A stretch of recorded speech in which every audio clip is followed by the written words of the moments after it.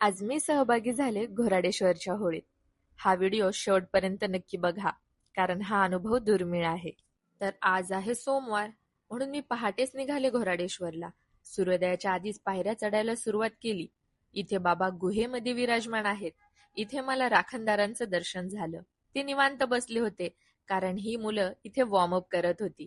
ती पळायला लागली की हे सगळे त्यांच्या मागे धावायला लागले. कसं बस वर येऊन पोहोचले.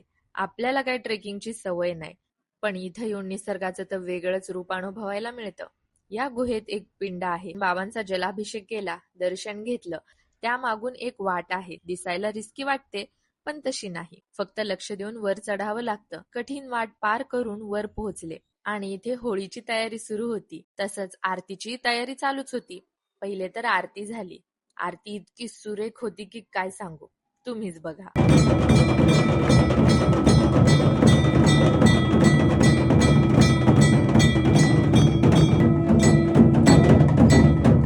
मंदिरात थांबलेली असताना एका काकांनी माझ्या हातात बाबांचा प्रसाद दिला. खरंच त्या क्षणी मला खूप ब्लेस फील झालं. बाबांचं दर्शन घेतलं आणि सर्वांनी होळी पेटवायला सुरुवात केली. इतक्या पवित्र क्षणाला आपला हात लागणं म्हणजे सौभाग्यच. सगळ्यांनी तोंडाला हात लावून आनंदाने बोंबलून हा सण साजरा केला.